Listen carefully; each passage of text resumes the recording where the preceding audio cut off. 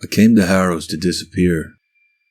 Quiet town, a quiet house, a little time to drink myself invisible.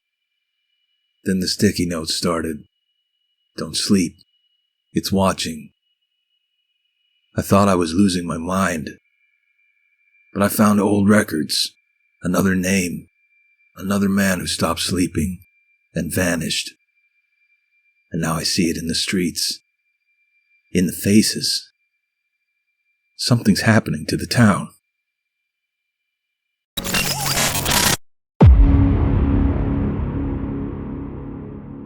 Mason told himself he wouldn't fall asleep. He made coffee, put on a movie, sat with every light on in the house. He lasted until 4:12 a.m., according to the clock on the microwave. Then he blinked. And when he opened his eyes again, he was lying in the middle of the road. Ashlock Grove loomed behind him like a waiting mouth. He stood up, or thought he did. Everything was hazy, like the air was made of smoke, and time didn't know how to move. The road was wrong, too smooth, too dark, as if it had been painted onto the earth.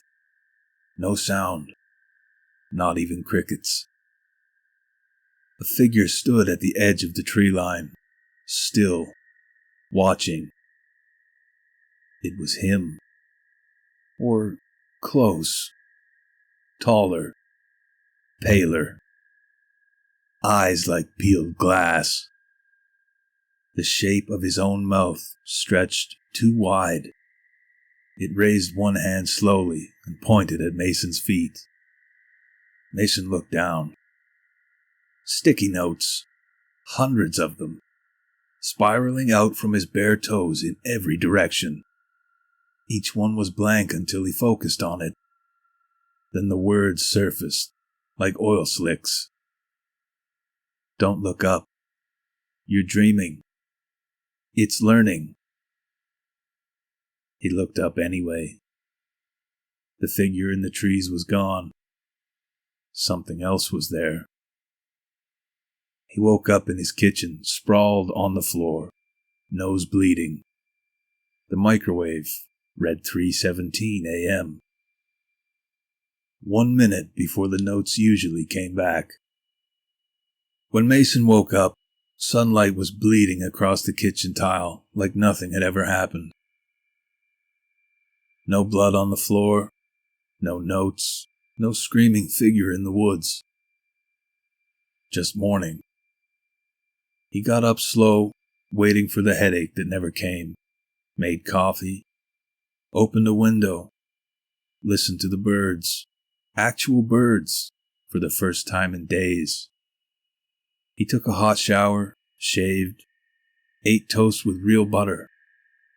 For 20 whole minutes, life felt less like a haunted house and more like a rental with bad wiring. He even laughed once, out loud, at a stupid commercial playing in the background. No sticky notes, no mere messages. Maybe it was over. Maybe it was just a breakdown, just like he'd feared.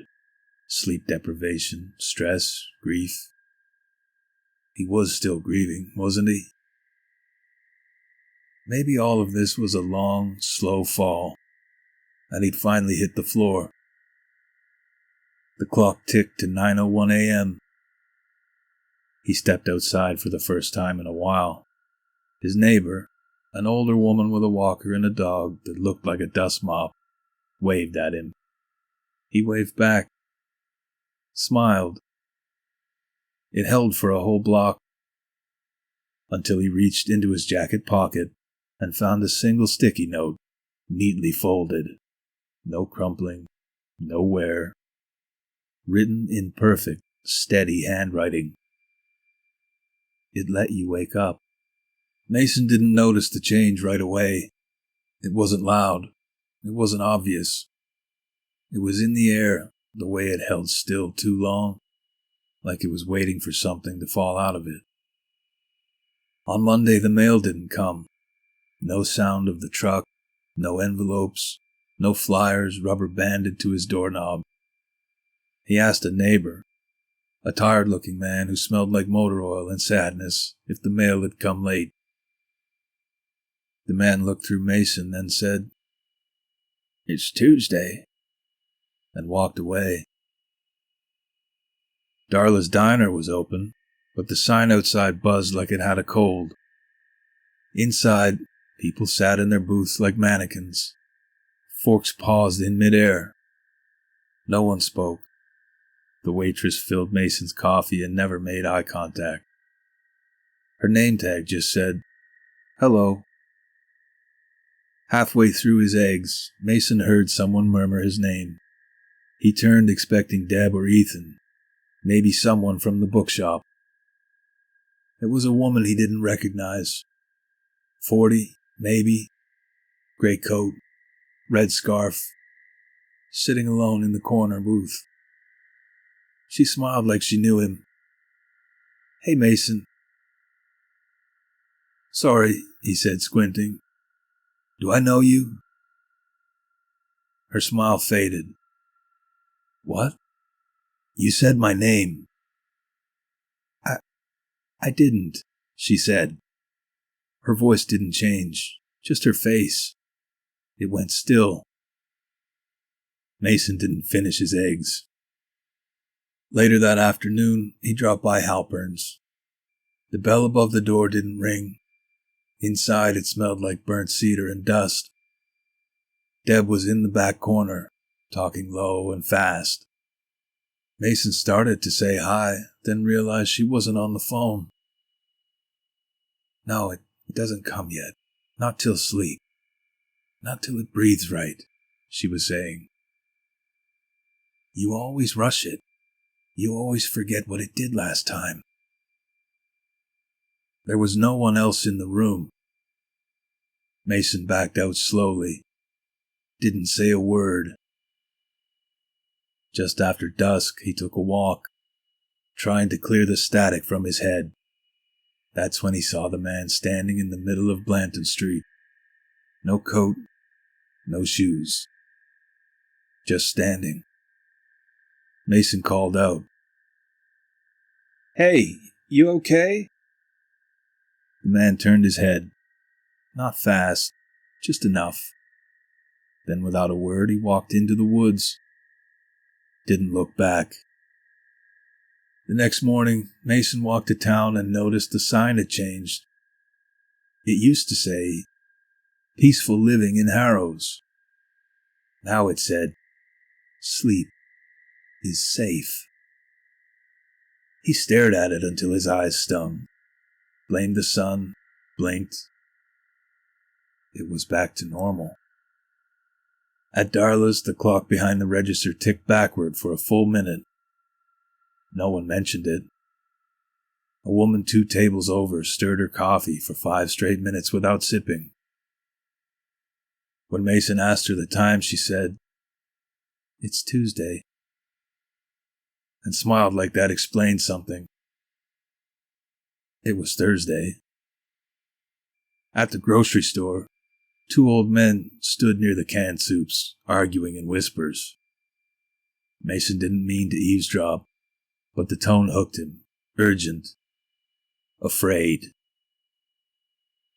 "It's waking again. We don't talk about it. We don't see it. It took the Morin boy. It'll take this one too." Mason turned the corner and they stopped talking. One of them stared at him like he was a bad memory. The other just walked away.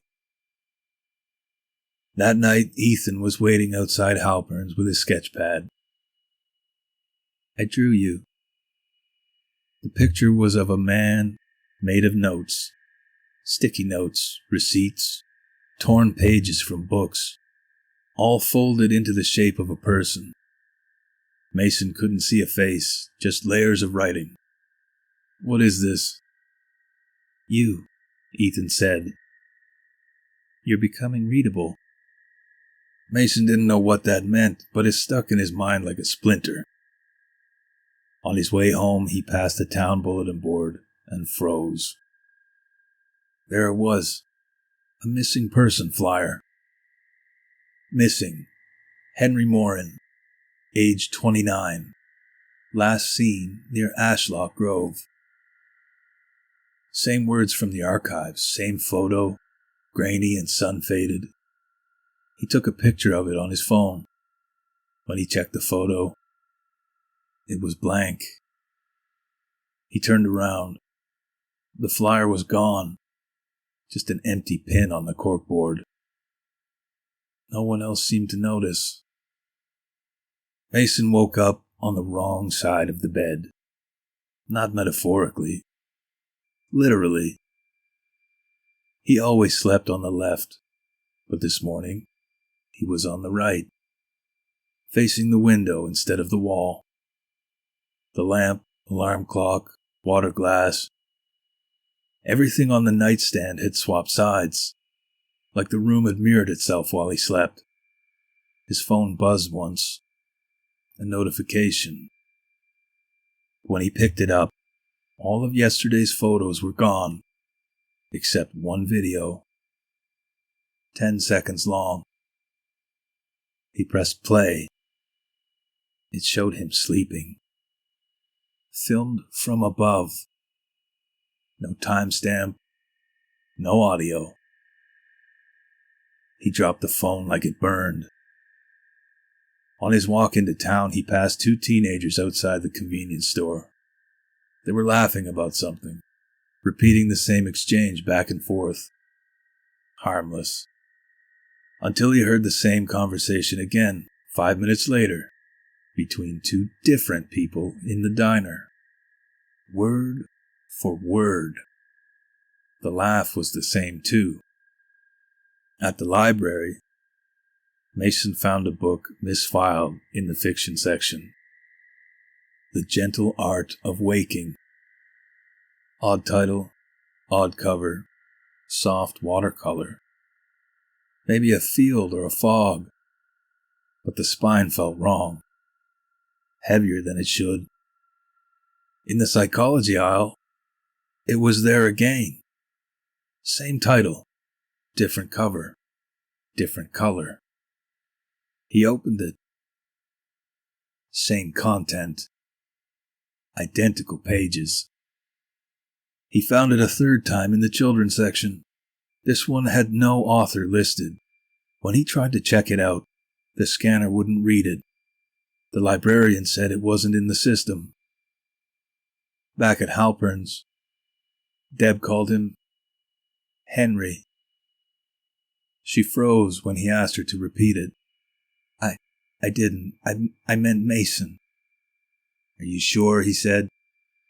No, she admitted, voice soft. No, I'm not. He didn't buy anything. Just left. That night he found another sticky note on the fridge, between the milk and the ketchup. You're almost ready. His handwriting. Perfect match.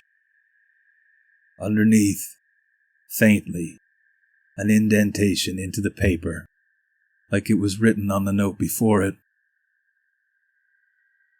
Morin was 2.